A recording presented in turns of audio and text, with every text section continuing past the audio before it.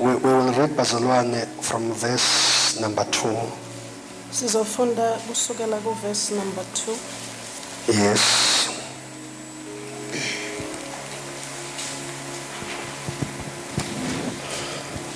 Let me read, if sikhona isiZulu nizosiza bazalwane. Verse number 2. Consider it pure joy, my brothers, whenever you face trials of many kinds. Verse 3. Because you know that the testing of your faith develops perseverance. Verse 4. Perseverance must finish its work so that you may be mature and complete, not lacking anything. So ngiyacela anyone with a Zulu version read for us quickly verse 2 to verse number 4. Verse 4. Yes. Bazalwane bami, nanihlelwa izilingo nezilingo, anothi kungukuthokoza kodwa. Verse 3. Nazi ukuthi ukuvivinywa kokukholwa kwenu kuveza ukukhuthazela. Verse 4. Kepha ukukhuthazela makube nomsebenzi opheleleyo, ukuze nibe ngabapheleleyo nabangenacala abangasweli lutho. Izwi lakho lelinkosi khuluma ngalo nangalesi sikhathi kube ukusizakala kwemphefumulo yethu. Anoint this word to transform us. Igcobe kakhulu. Anoint my mind, anoint my lips as I be a service to you and to your agenda. Egameni elihle lika Jesu. Amen. Hallelujah. Amen. So the Bible says, rejoice. Whenever you face trials Vivinyo of many kinds, inhlobo ngezinhlobo. the Bible says rejoice. Vele kodwa lithi ke thokozani. Hallelujah. Amen.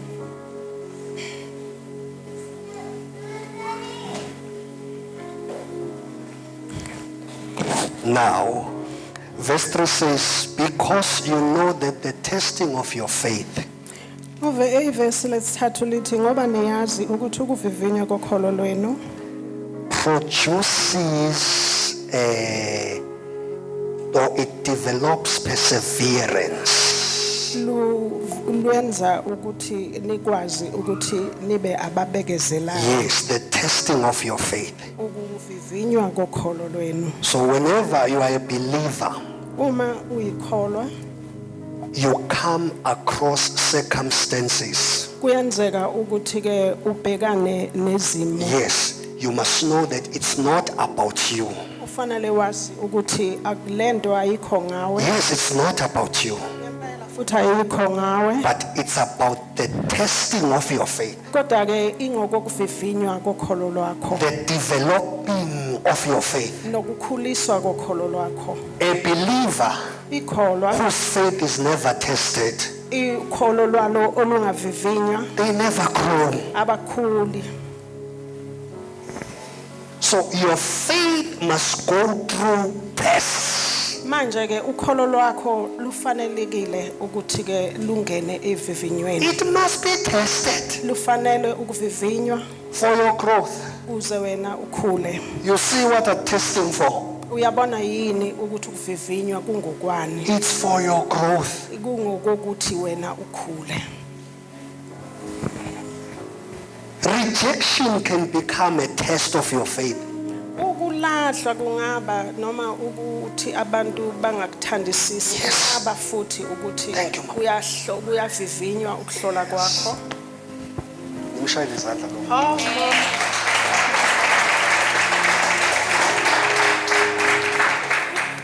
The testing of your faith. Vivinywa kokholo lwakho. Pain can be a testing of your faith. Inhlungu ingaba ukuvivinywa kokholo lwakho. Disappointments can be used as a testing of your faith. Ukuphoxeka nokuphoxwa kungasetshenziswa njengokuthi uyavivinywa. Even failure. Nokuhluleka. Hallelujah. Amen. Now the Bible says, Manje iBhayibheli lithi rejoice. thokoza, Rejoice. thokoza When you go through various trials. uma ungena uphuma ezivivinyweni ngezivivinyo. Rejoice. Thokoza Because you have a revelation ngoba wena usunesambulo of what is happening. ngokuthi kwenzekala ini. What brings this revelation? Yini ke into eveza isambulo? What brings this revelation? Yini into eveza isambulo? The very faith that is being tested. Bulona lolo kholo lolo luvinyivinywayo. Job says, uJobe uthi after he has tested me, emveni kokuthi esengivivinyile there is one thing I know. kulento eyodwa esengiyazi I will come out of this ngizawuphuma kulento like a refined gold. njengegolide ligcolisekile.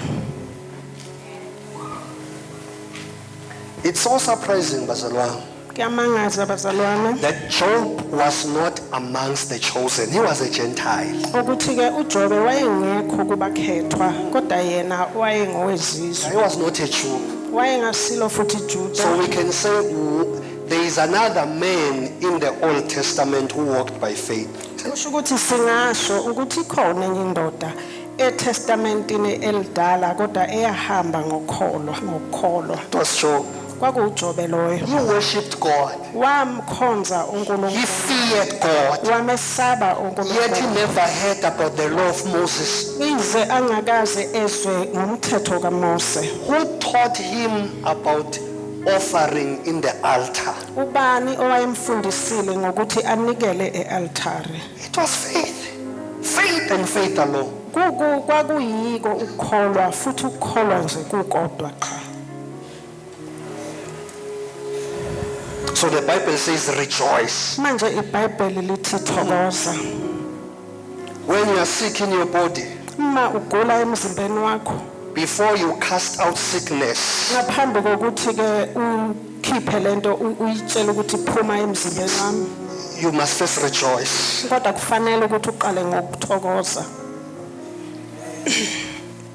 You must first rejoice. Kufanele uqale ngokuthokoza. Because if you will deal with sickness in prayer, Uma ke uthi ke uzokhuluma ngokugula emkhulekweni wakho yet your spirit is disappointed, yizeke umuntu wakho wangaphakathi edumele, that is a failing mission. It won't work. kusho ukuthi lokho ke kuzobe nje usungena ke emntweni vele esekwazeka ukuthi ingeke iphumelele futhi ngeke isebenze. Oh my Jesus.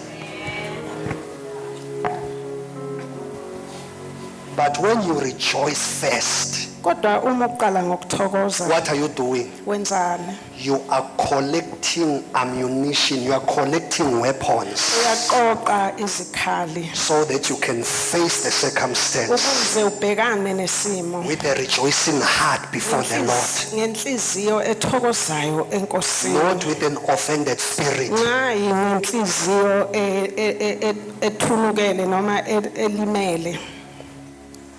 Hi. This is nice. Hallelujah. So the Bible says, first things first, rejoice. Kodwa ke iBhayibheli lithi okokuqala nje thokoza. Fundis, I don't have money. My pastor, I don't have money. Rejoice. Kodwa thokoza. Fundis, ngizwa ngathi ukukholwa kwami kuphelelwa amandla. I feel that my faith is failing, But rejoice. but kodwa thokoza. Rejoice. Thokoza. Because it is at the point of rejoicing, Basala, ngoba kukulesigaba sokuthokoza where you can fight a good fight of faith. lapho ke ungakwazi ukulwa okuhle You kokukholwa can never fight a good fight of faith ungeke uze ukulwe okuhle kokukholwa if this element, this part of rejoicing is missing. uma lengxenye yokuthokoza ingekho You will never fight a good fight of faith. ungeke uze ukulwa okuhle kokukholwa Your first position indawo yakho yokuqala is to rejoice. ukuthi ke thokoza Rejoice. thokoza I have no food in my house. ukudla endlini yami The joy of the Lord is my strength. kodwa ukuthokoza kukaJehova kuamandla ami Faith pushes you to rejoice. ukukholwa kuyaphusha ukuthi ke uthokoze It pushes you to forever rejoice. kuyakuphusha kududule ukuthi ke thokoza ngesikhathi Why? kungani Because faith will see the unseen. ngoba ukukholwa kukwazi ukubona okungabonwa I'm in a position of shame and defeat.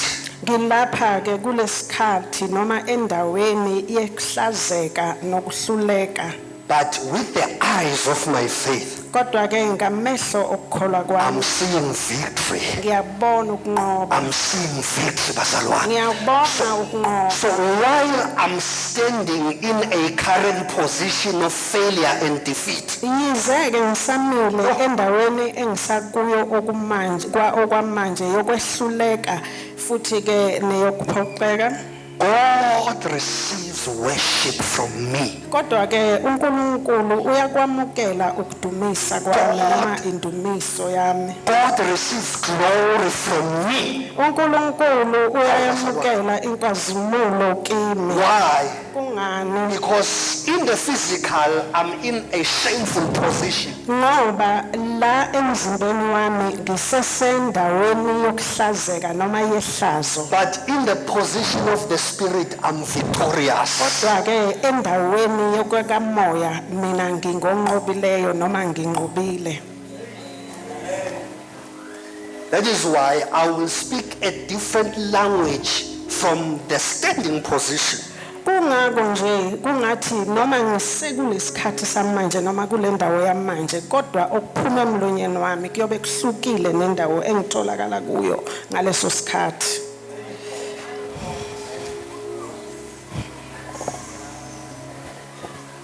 Someone asked me, ukhona owake wangibuza Mfundisi, how do you keep smiling like this? kwenzeka kanjani ukuthi uloku uqhubeka umamatheka kangaka kanjena How do you keep such a heart? inhliziyo yakho enjena uyigcina kanjani I told him one thing. ngamtshela into eyodwa I trust God ngiyamethemba uNkulunkulu more than I trust what I can do. kakhulu ngaphezulu kwaloko mina engingakwazi ukwenza So the reason why you see me smile, manje ke isizathu esenza ukuthi ungibone ngimamatheka see me laughing, ungibona ngihleka I'm always meditating on what I'm seeing in the spirit. ngiloku ngiphinda ngaphakathi kimi ngisho lokhu engikubonayo le kwelikamoya Because that is a life of faith. ngoba ke iyona impilo yokukholwa leyo What does the Bible say, bazalwane? iBhayibheli lithini We bazalwane don't walk by sight, asihambi ngokubona but we walk by faith. kodwa sihamba ngokukholwa But for this to be possible, kodwa ke ukuze lokhu ke kukwazi ukwenzeka the starting point is rejoicing. indawo yokuqala ofanele uqale kuyo eyokuthokoza How can you rejoice yet there is no food in the house? ungathokoza kanjani kepha kungekho ukudla endlini How can you rejoice ungathokoza kanjani yet at work pressures are all over? kodwa ngemsebenzini ingcindezi kuyo yonke indawo noma ingapha nangapha How do you rejoice? uthokoza kanjani It takes faith. kufuna ukukholwa lokho, faith, kudinga ukukholwa. not walking by what you are seeing, Ungahambi ngokukaloko okubonayo, not walking by how you feel, ungahambi ngendlela ozizwa ngayo, but it is walking by the truth of God in your heart. kodwa ke uhamba ngeqiniso likaNkulunkulu elisenhlizweni. That is faith. Lokho kuyiko ukukholwa. That is faith. Lokho kuyiko ukukholwa. Believing and walking in the truth of God. Ukukholwa uhambe eqinisweni likaNkulunkulu.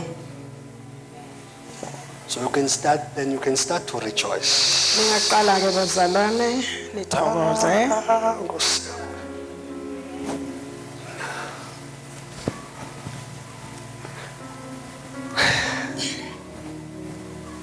David once said, I know that my Redeemer liveth. uDavid wake wathi ngiyazi ukuthi umhlengi wami uyaphila. No, sorry, not David, it was Job. He said, I know that my Redeemer lives. uJobe kwakungayena uDavid kwakuJobe wathi ngiyazi ukuthi umhlengi wami uyaphila. He knows. Uyazi. He doesn't feel. Akazange azizwe He kanjalo. doesn't think. Azange acabange. He knows. Into ayeyazi. Because faith will lead you to a position of knowing. Ngoba ukukholwa kuyokuholela endaweni yokwazi. Not to think, not to feel, but to know. Ungacabangi, ungazizwa kanjalo, kodwa wazi ngqo.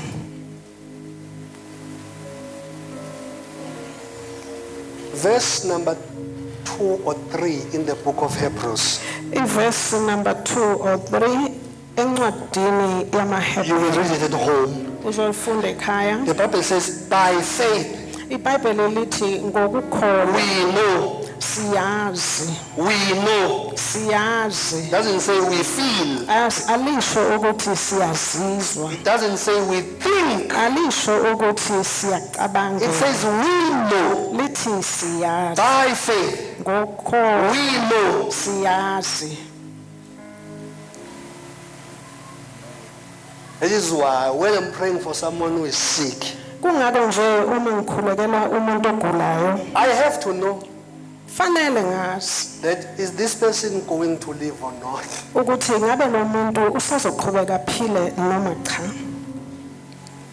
Before I say be healed, Ngaphambi kokuthi ngithi phila ophiliswa, I have to know first. kufanele ngazi So kuqala. where do I take information from? Ikuphi lapha engithola khona ke lolu lwazi? It is my faith in the Holy Spirit. Kukholwa kwami emoyeni oyingcwele. It is my faith in Jesus Christ. Kwami kuJesu Kristu. Then I receive the inside information. Manje ke uma ngikholelwa kwami kuJesu Kristu ngiyake ngithole mina ulwazi lolo olusaziwa abathize abayiqoqwane elithize endaweni encanyana. Ay, khohlwa.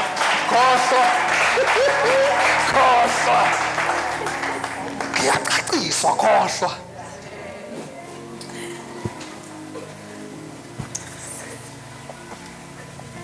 Ngizomntwana ukuthi. Hallelujah.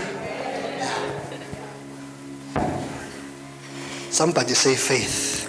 Akakaqhamuka kathi faith Hayi. umuntu othize. Faith. Faith ukukholwa.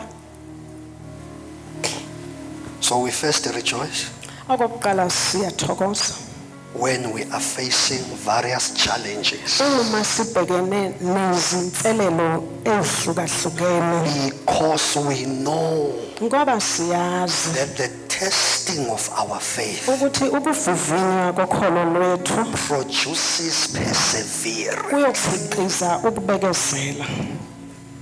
Can I push this further, bazalwane? Ngingaqhubeka yini nalento bazalwane? Why the Bible doesn't say it will produce power? Kungani iBhayibheli lingasho ukuthi ukukholwa kuyokhiqiza amandla? Why it doesn't say that? Yini lingakusho lokho? Because in the world of faith, Ngoba emhlabeni wokukholwa, in the world of faith, in the take world, note of this. Yes. Endaweni yokukholwa perseverance Perseverance is power. Ukubekezela kungamandla. Love is power. Uthando lungamandla. So a man of patience, Uma ke umuntu eyindoda yokubekezela, that person carries power. loyo muntu loyo unamandla, uphetha amandla. Hey! You can't be a faith man Ungeke ube indoda yokukholwa but lack patience. kodwa ke ungenako ukubekezela. That's a failing mission. Lokho ke kuyinto nje eyokwahluleka. It's a failing mission. Uzohluleka manje kanjalo. Let me repeat again. Make ngiphinde futhi. In the realm or in the world of faith, Emhlabeni wokukholwa, patience, ukubekezela, love, uthando, forgiveness, ukuthethelela, those things are power. zonke lezo zinto zingamandla.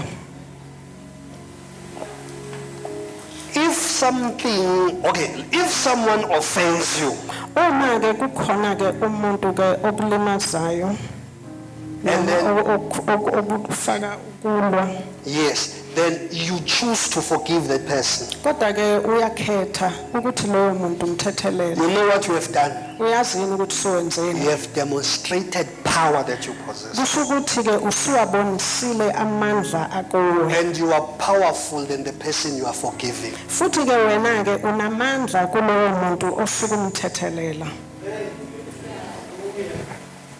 So the reason why the Bible says the testing of your faith produces patience. Isizathu esenza ukuthi iBhayibheli lithi ukuvivinywa kokholo lwakho kukhiqiza ukubekezela. It's because patience is key when it comes to faith.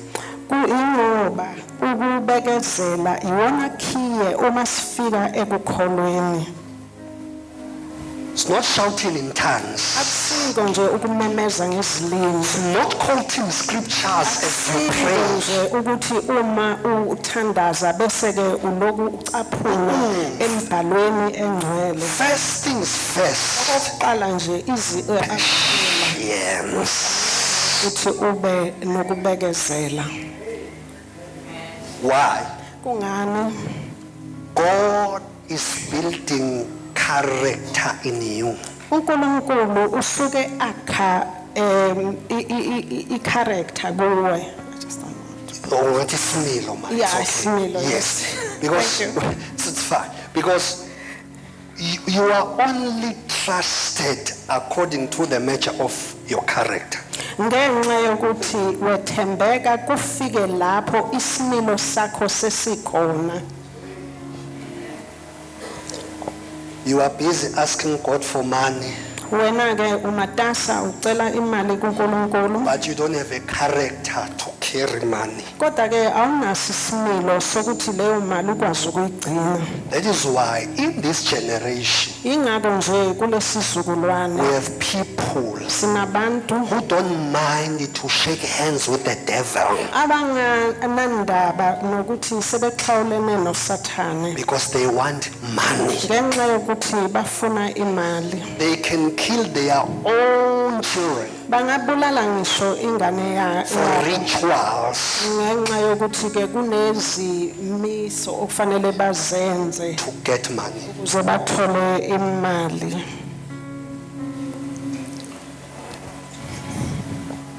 You can pray all you like. Ungathandaza ngendlela othanda ngayo. Ask God for blessings and whatever. Ucela uNkulunkulu izibusiso noma ngabe ngayini. But if your character is not built for that momentum, you won't receive it. Kodwa ke uma isimilo sakho singakaze sikhuliswe noma sakhiwe ukuthi sifike kulelo zinga lelo, wena ngeke usukuthole lokho. I challenge you, go and pray. Manje ke ngikunika inselelo, hamba uyothandaza. We will meet after 5 years. Kodwa ke siyohlangana emva kweminyaka emihlanu. And I will ask you, Futhi ngizokubuza did you receive? ukuthi ke ngabe wamukela yini? Before God gives you something, Ngaphambi kokuthi uNkulunkulu akunikeze into ethize, He builds a capacity. uyake akhe into lapho lokhu azokunika kona kuzokwazi ukugcineka kuyo.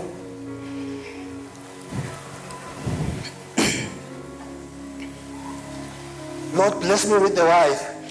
uNkulunkulu ngibusise ngomfazi. uDlamini uyathanda, Lord, give me a beautiful wife. uDlamini ethandaza ethi uNkulunkulu ngiphe umfazi omuhle.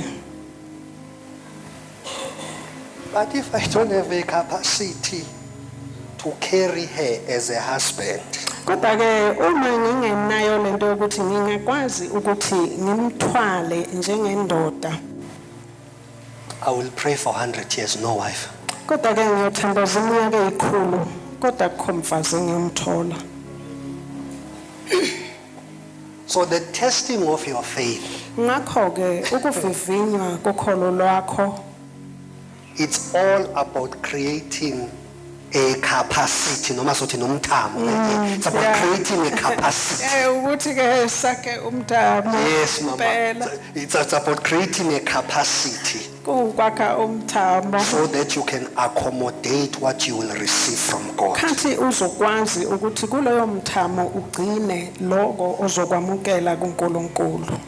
If I can ask you, Bazalwane, Uma nje nginibuza abazalwane, out of 5 things entweni eyinhlanu that you are asking God currently, ozicela kuNkulunkulu kulesikhathi samanje, how many that has a character building? zingakhi ke kulezo zinto eyinhlanu oyicela uNkulunkulu kulesikhathi samanje ezikwazi ukukwakha isimilo How sakho? many? Zingakhi? Out of these 4 offerings that we talked about, Kule umnikelo ke emini esikhulume ngayo, you are not found in each and every one of them. kodwa wena utholakali komunye nomunye obaliwe. But the way you are so faithful in praying for money, Kodwa ke indlela othembeke ngayo ekuthandazeleni ukuthola imali, you will pray until you turn green. manje ke uyothandaza uze ube hlaza. No money will come. Yakho mali la uzoyithola. Comrades, no money will come. Money is not coming. Akho mali uzoyithola la. It's not coming, Bazalwane. Akho mali bazalwane uzoyithola. The testing of your faith. Ukuvivinywa kokholo lwakho. That's the message. The testing of our faith. Ukuvivinywa kokholo lwakho. The Bible says, rejoice when those trials come. iBhayibheli lithi thokoza uma lezo zivivinyo zifika. Rejoice. Thokoza. Bazalwane, that's a starting point. Yilapho fanele uqale khona. That's the first deliverance. Ke osuke wena ke usudeliver khona. Yes, that's the first deliverance. Yilapho oqala khona ukudeliver. To when you begin to rejoice. Uqala uthokoza. We come to church Siyoza enkonzweni with heavy spirits siza nomuntu wangaphakathi esindwa because of trials. ngenxa yesivivinyo. When it's time for prayer, Kuma sekuyisikhathi sokuthandaza, people are not praying. abantu abathandaza. Why? Kungani? Their spirits are heavy Ngenxa yokuthi umuntu wangaphakathi uyasindwa because of challenges. ngenxa yezinselelo. What will deliver you? Yini ke Nkosi yami eyokwethula kuloko? It's not prayer. Akusiwo umthandazo. The deliverance is rejoicing. Manje ke into eyokwephula kuloko ukuthi uthokoze.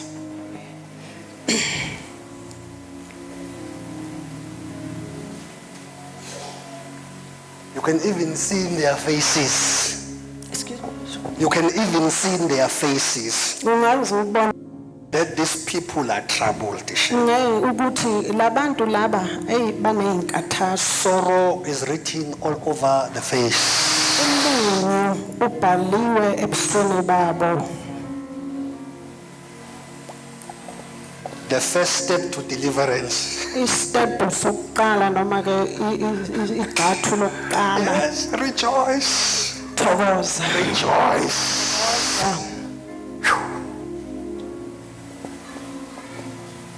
Fundisi, what does it take to rejoice? Mfundisi, yini engayenza ukuze ngikwazi ukuthi ngithokoze? Don't walk by sight. Ungahambi ngaloko kubonayo. Remove what you are seeing. Kususe lokho kubonayo. Remove what you are feeling. Kususe lokho kuzwayo. And take hold of the truth of God. Bese ke uyalibamba iqiniso likaNkulunkulu. Rejoice will begin. Bese ke uyathokoza. Ikona lokho ukukhulula.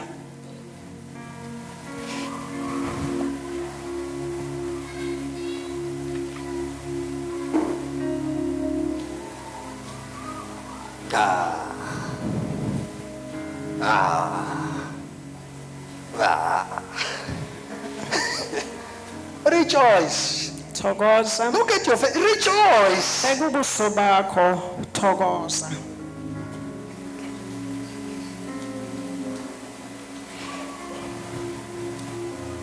I'm not that old, Angikabe ngidala but kangaka. I'm old. Kodwa ngimdala. But when you look at me, Kodwa mawungibuka I'm like a small little boy. ngibukeka njengomfana omncane. You know what is the secret? Uyazi yini ukuthi imfihlo yami In troubles, ezingxakini I rejoice. ngiyathokoza. In challenges, Ezinselelweni I rejoice. ngiyathokoza. I give God the glory. Ngiyanikeza uNkulunkulu I inhlonipho. worship God. Ngiyamkhonza uNkulunkulu. When you rejoice, Uma uthokoza what are you doing? wenzani? You are removing a burden from your shoulders. Uyasusa lo mthwalo semahlombe You are akho. giving it to the rightful owner. Uyamnikeza umnikazi okuyena yena. He said, cast all your burden unto me. Ushilo wathi lethani yonke imithwalo yenu kimi. So if I have a frowning face, Uma ke nginobuso ubunyukubele. you know what I'm doing? Uyazini ukuthi ngenzani? I'm carrying what doesn't belong to me. Ngithwele umthwalo okungewona wami. Yeah, ngiyaphapha.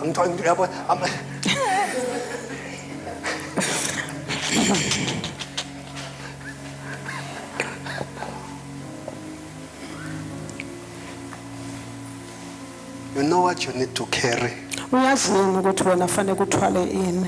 instead of burdens. Esikhundleni semthwalo. The Bible told us of one thing that you need to carry. iBhayibheli lasitshela ngento eyodwa esifanele ukuthi siyithwale. The cross. Phambano. What does cross mean? Chaza ukuthini isiphambano? It means death. Sichaza ukufa. Can a corpse be offended? Isidumbu singakwazi yini ukuthi ke sicasuleke.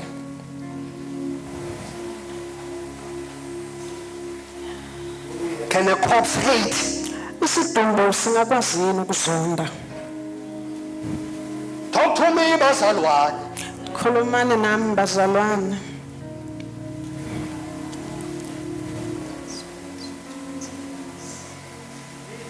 A corpse. Isidumbu. You can never offend a corpse. Ungeke wakwazi ukucasula isidumbu. No. Cha. So the Bible says carry the cross. Manje ke iBhayibheli lithi ke thwala These are the isiphambano. patterns, bazalwane. This is the system of God. Iyona ndlela le kaNkulunkulu, uNkulunkulu enza ngayo. He knew very well He knew very well wayazi kahle kamhlophe that as long as you are alive, ukuthi uma usaphila offenses will be the order of the day. kodwa ke kusho ukuthi ke izinto ezicasulayo ziyokwenzeka isikhathi nesikhathi osukwini nasosukwini. Oh, Jesus. But if you carry the cross, Kodwa ke uma wena uthwala isiphambano these things will not have impact on you. kusho ukuthi lezo zinto ke ezingafanele zingeke zithinte noma ke zinyakazise nangalutho.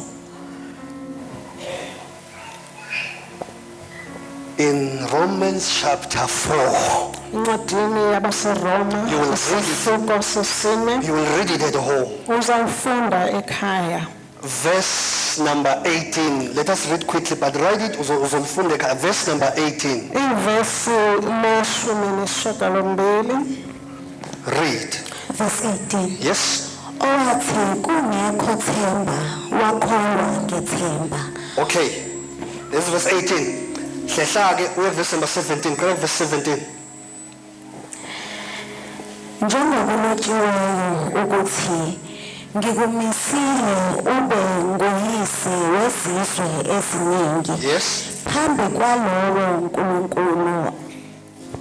kwalowo nkulunkulu akholwa nguye Yes. yena ophilisa abafileyo nobiza okungekho ngokungathi kukhona.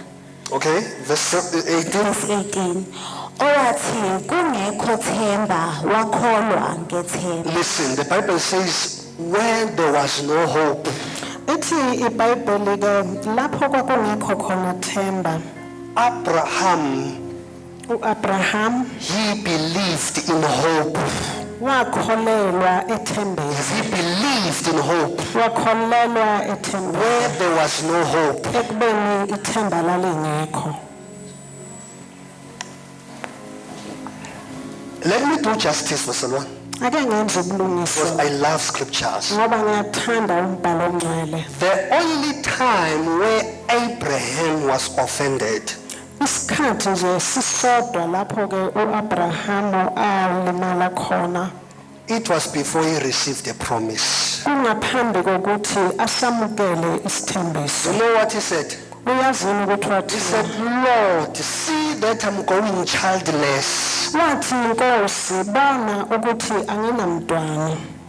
All my wealth will be taken by Gentiles. Yonke ingcebo yami iyothathwa abezizwe.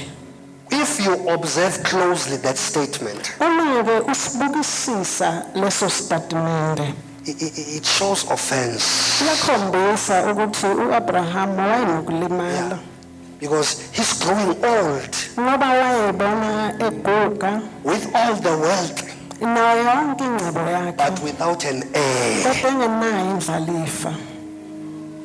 That's the only time. Kungaleso sikhathi sodwa cha. But after he received the promise, Kodwa emveni kokwamukela isithembiso he began to walk in obedience. waqala wahamba ngokumhlonipha uNkulunkulu nokumlalela. He trusted God. Wamethemba uNkulunkulu Abraham. uAbrahama. Okay. ukuze abe nguyise wezizwe eziningi Yeah. njengalokho okwashiwo ukuthi yoba njalo inzalo yakho. Next verse.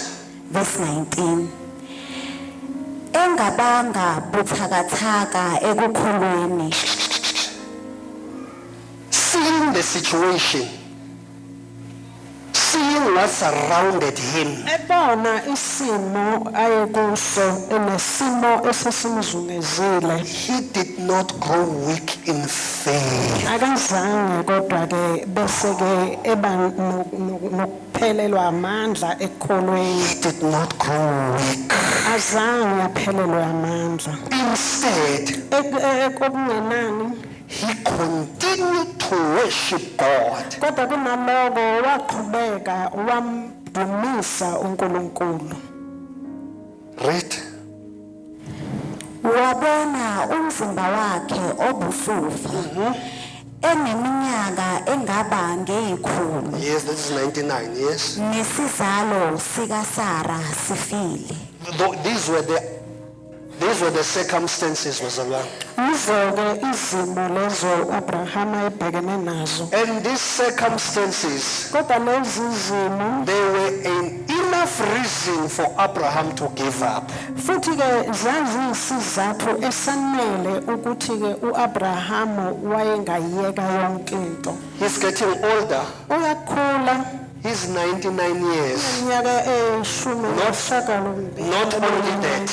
Hayi kodwa lokho kuphela. Even the wife, Nonkosikazi she's in trouble. nayo usenkingeni. The womb is getting older. Isibeletho sakhe siyaguga. It could no longer hold a child. Sasingeke sisakwazi ukuthi simumathe umntwana. But in spite of all these reasons, Kodwa-ke kuko konke lokho he worshipped God. wamdumisa uNkulunkulu. In faith, he didn't grow weak. Ekukholweni akazange aphelelwe amandla. Yes? Verse 20. Akangabazanga ngesithembiso sikaNkulunkulu. Listen, the Bible says he did not doubt the promise of God. iBhayibheli lithi akazange ngabaze ngesithembiso sikaNkulunkulu. He didn't doubt. Azange asingabaze. How do you see that what you are doing is by faith? Ukwazi kanjani ukubona ukuthi lokho kwenzayo kungokukholwa? There are no hesitations. Azikho izinto ezikwenza ukuthi ungabaze. Yes. There are no hesitations. Azikho izinto ezikungabazisayo. You are fully convinced. Ngaphakathi ukholwa ngokupheleleyo. That is faith. Iko-ke lokho ukholwa. Hallelujah. So you will continue to read it at home. Usuyoqhubeka-ke ufunde-ke ekhaya. Let's come back to James chapter 1. Asibuyele-ke encwadini kaJakobe isihloko sokuqala. Now, in closing the whole thing, Manje-ke sesivala yonke into. the Bible says perseverance iBhayibheli lithi ukubekezela must finish its work. kufanele sifeze noma sigqibe noma sigcine umsebenzi waso. The work, okay, let me put it like this. Patience Let me say patience. must finish its work. Kufanele ufeze umsebenzi It wawo. must finish its work. Kufanele ufeze umsebenzi wawo. Listen, Basalam. Lalomana bazalwane. If patience Uma ukubekezela, is not done its work, uma ukubekezela kungawenzanga umsebenzi wawo, if it has not done its work, uma ungazange ufeze noma ugcine umsebenzi wawo, you will keep on going around in circles uyokuqhubeka uzungeza. like the children of Israel.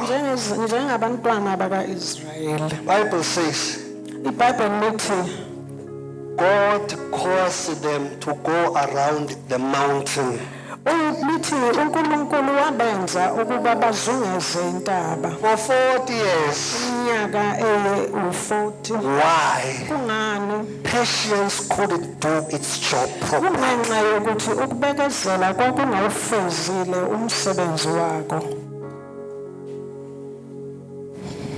You will keep on falling to the same pit. Uzolokhu waqhubeka ungena emgodini owodwa. You will keep on committing same mistakes Uzolokhu uqhubeka wenza amaphutha awodwa. because patience Ngenxa yokuthi has ukubekezela not finished its work. akufezanga umsebenzi wako. What delays patience to do its work? Yini ebambezela ukubekezela ukuthi kufeze umsebenzi wako? It's you Wena failing to submit to the ways of God. uhluleka ukuthi-ke uzilandele izindlela In zikaNkulunkulu. fact, it's not you failing, it's you refusing. kahle kahle akusiko ukuthi uyahluleka awufuni. You have your own way. Unendlela You yakho, have your own strategies. indlela yakho ongenza ngayo. Patience will not do its job. Ngakho ke ukubekezela kungawufeze umsebenzi wakho. Okay, patience Ukubekezela is the agent of God. kuyisithunywa sikaNkulunkulu. Hallelujah. Amen. Yes. Patience is the agent of God. Ukubekezela kuyisithunywa sikaNkulunkulu. Another agent of God. Esinye isithunywa sikaNkulunkulu Time. is It's time. isikhathi. You can rob everyone. Bonke abantu You ungabarobha can trick anyone. futhi bonke abantu ungabenza ukuthi ukubatrike. Yes. I don't know. But these two agents Kodwa ke leyithunywa ezimbili can never trick them. awungeke ke nje uzuyidlale. Never.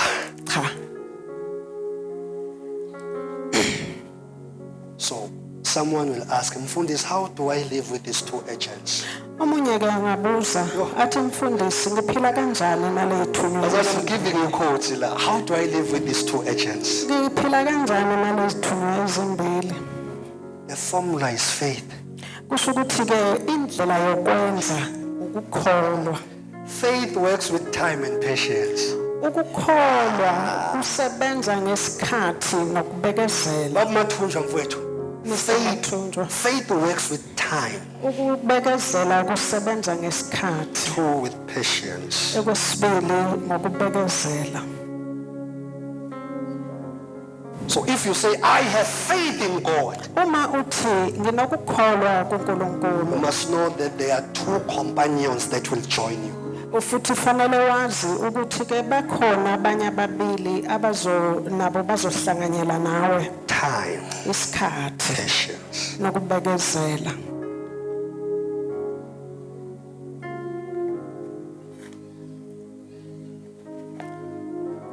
There are things that I cannot lose. Kukhona izinto engeke ngakwazi ukulahlekelwa yizo. No matter how the devil tries. Ize uSathane zama kangakanani. Because patience Ngenxa yokuthi ukubekezela and time nesikhathi has done its work. sekwenzile umsebenzi wakho.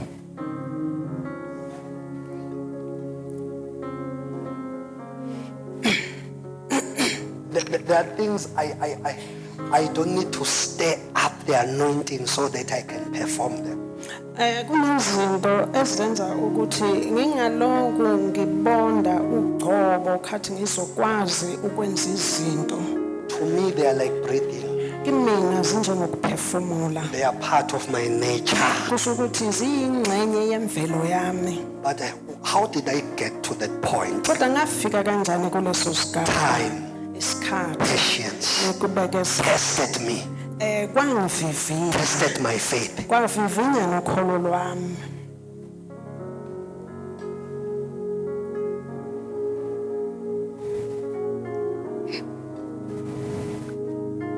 The testing of your faith. Ukuvivinya kokholo lwakho. The testing of your faith. Ukuvivinya kokholo lwakho. Befundisi, when your faith is being tested, Pastor, uma ukholo lwakho luvivinywa, you need to shut down your reasoning. fanele nje uphume ekuloku ucabanga ucubungula. Because God is never assisted. Ngoba ke uNkulunkulu akalekelelwa. He's a giver of wisdom. Uyena onikeza He's a ukuhlakanipha. giver of understanding. Uyena onikeza uqonda. He's a giver of knowledge. Uyena onikeza ulwazi. So how can you assist Manje such a man? ungamsiza kanjani ke indoda enjalo? Many pastors are coming, all right, for the first 2-3 years. abafundisi abaningi benza kahle iminyaka mhlambe emibili emithathu yokuqala. Once the church begins to develop, Uma nje seqala ibandla likhula, they leave God behind bamshiya uNkulunkulu and ngemuva begin to run with experience. bese behamba ngolwazi. It was not your experience that began this job, or this work. Kungasiko ulwazi lwakho oloqala lo I msebenzi. was led Ngangiholwa preaching to 3 people, ngishumayeza abantu 7 people. I abawu6 was led. ngangiholwa. So what has changed now? Yini ke esishintshile? That is one of my secrets. Iyona ke enye yezimfihlo Out zami. of 2,000 secrets I have, Ezimfihleni ezinkulungwane ezimbili. this is one of them. Lena ke iyona enye yazo. I don't change the setup of the foundation. Angishintshi indlela ke isisekelo esakhiwe ngayo.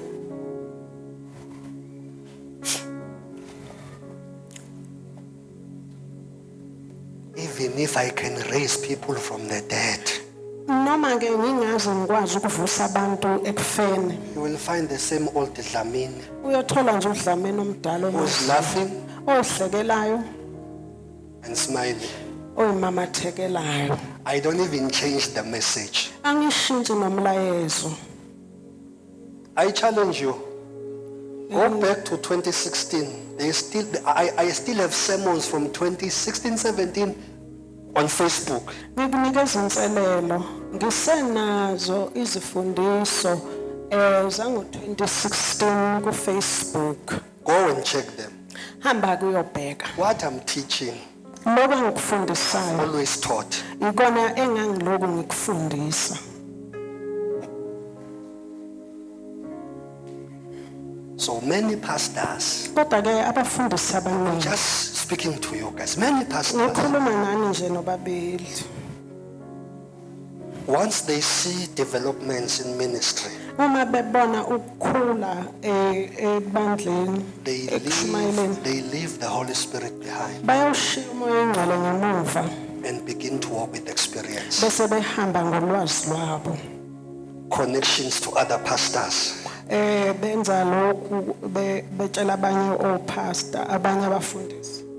Once you do that, Uma sesenza njalo you are headed for failure. wena ke nje usuya khona kwahlulekeni impela. The strength of the ministry Amandla eministry is the Holy Spirit, angumoya oyingcwele. not your revelation of scriptures, Angizambulo zakho ngembhalo engcwele. not your record of how many people you've prayed for. Hayi futhi ke ukuthi kubonakale ukuthi ke bangakhi abantu osowake wabathandazela. It's the Spirit Umoya ongcwele who is the strength. ongamandla. We depend on Him. Sithembela kuwo, We lean on Him. siyanqika kuwo. And you'll never go wrong. Ngakho ke singeke saphambuka. Men of God will rise and fall. You will keep on standing. Amadoda kaNkulunkulu ayovuka futhi ayowa amanye abo thina siyoloku sama. Even to you worshipers, Nani badumisi. the strength of your ministry Kusho ukuthi ke amandla okukhonza kwenu it lies on the Holy Spirit, kulapha yana kumoya oyingcwele. not your recognition. Hayi ke ukuthi usuyabonwa abantu sebeyabona ukuthi cha unawo umuntu. To everyone, labazalwane, Nako wonke umuntu okhona la enkonzweni. if you have a ministry, Uma ke unalo noma sithi inkonzo, leyo nkonzo ya you must know that the strength is not in you, wazi ukuthi amandla awekho kuwe, but the Holy Spirit does the work. kodwa ke umoya ongcwele wenza umsebenzi. Not being known. You can be known, Hayi but without God. ungaziwa ngaphandle kwaNkulunkulu. You can be known, ungaziwa but only to find that God left you long time ago. kodwa kutholakala ukuthi uNkulunkulu wakushiya kudala.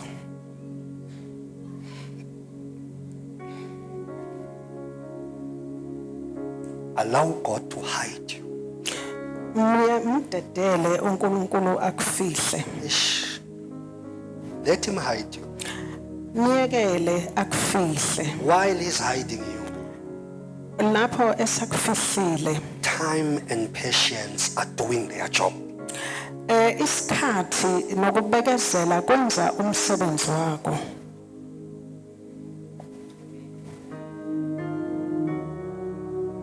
It's amazing Imangaza that other servants ukuthi ezinye izisebenzi in the kingdom of God, especially, embusweni kaNkulunkulu they will even ask for slots. bayoze bacele nokuthi nami ngicela nje isikhashana engenyana They yesikhathi. will ask for opportunities to preach, Bayocela amathuba to okushumayela be invited. ukuba tufune amathuba okumenywa. Hey, Mama, no, we don't do that. We don't do that. Asikwenzi lokho. So if you are the one asking for an opportunity, Uma ke kunguwe ocela ithuba, then you come as a man of the hour. wena kusuyafika njengendoda yehora. Who has sent you? Ubani okuthumela?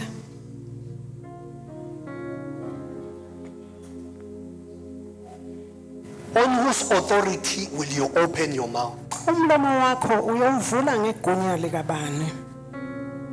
That is why when they come back to their local churches, Kungako nje uma sebebuyela ke emasontweni churches that they pastor, yes, enkonzweni lezo ke abayishumayezayo abayiphethe, they come back with a strange fire babuya nomlilo and ongajwayelekile. it destroys the pulpit. Lowo mlilo lowo ocekela phansi ipulpiti.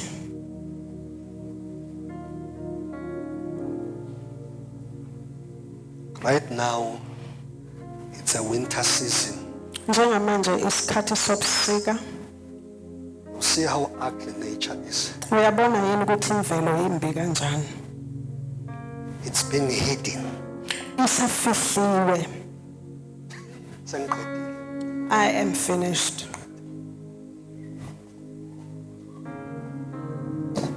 Allow the winter season in your life Idedele isikhathi sobusika empilweni yakho. allow it. Dedele. Allow it. Budedele. Because you are being hidden. Ngenxa yokuthi uyafihlwa, ufihliwe, You are being hidden. ufihliwe. In your marriage, there is a time of winter. There is a winter season. Nasemshadweni wakho ikhona lesikhathi sobusika. God is hiding you. uNkulunkulu usuke esakufihlile. Allow it. Kuvunyelwe ukufihlwa. But keep the fellowship flowing between you Kodwa ke and God. ukuhlanganyela phakathi kwakho noNkulunkulu kuqhube In your finance, ezimalini zakho. winter season do come.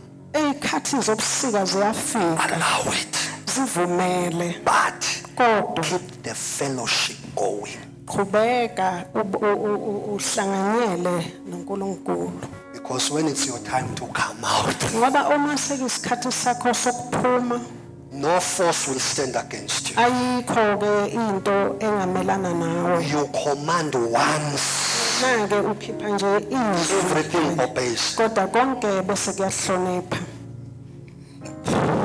The testing of your faith. Ukuvivinywa kokholo lwakho.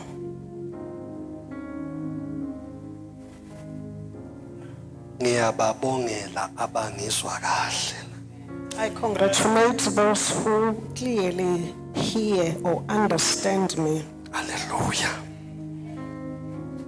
I want to say to you, congratulations. Ngithi ngifisa ukuthi kini halala. Yeah. The best is yet to come. Kusekukhulu okuzayo. If you have received this word wholeheartedly, Uma ke leli zwi leli ke ulamukelile ngenhliziyo yakho ephelele. the best is yet to come. come. kukhulu okuzayo okusazofika. Allow God to hide you. Muvumele uNkulunkulu akufihle. God can hide you with something that seems like a failure. uNkulunkulu angakufihla ngento ethi mayibukeka ibukeke ikwahluleka. Where you are even shy to show up your face to the community. Lapho ke futhi uze ube namahloni okuveza ubuso bakho emphakathini.